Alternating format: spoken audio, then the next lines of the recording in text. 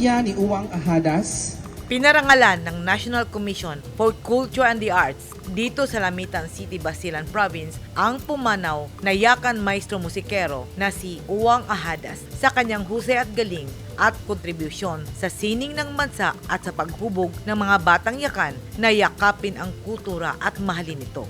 Pinangunahan ni NCC Chairperson Victorino Mapa Manalo ang ginawang parangal na ginanap sa tabi ng isang magandang dagat sa propiedad ng mga Ahadas.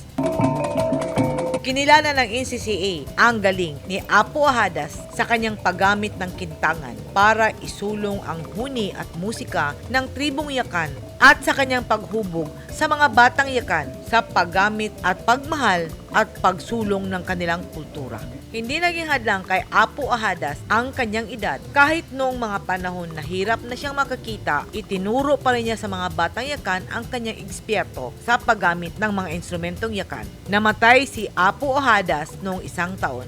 Dumalo sa okasyon ang taga-Cordillera na gawad manglilikha ng Bayan Awardee na si Alonso Saclang. Sinaksihan din ang okasyon ng mga anak at kaanak at ng mga miyembro ng tribong yakan sa panguna ni Norhaida Ahadas. Ang katanyagan at kontribusyon na iniwan ni Apo Ahadas ay pinasalamatan ng alkalde ng lungsod ng Lamitan na si Roderick Furigay.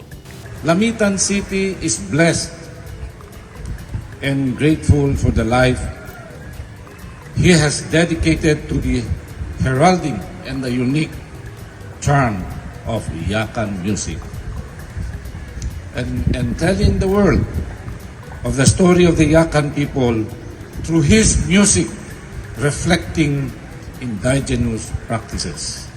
Sa kanyang mensahe, hinikayat ni NCCA Chairperson Manalo ang mga kabataang yakan na sundan ang yapak at magandang ehemplo na iniwan ni Apo Ahadas.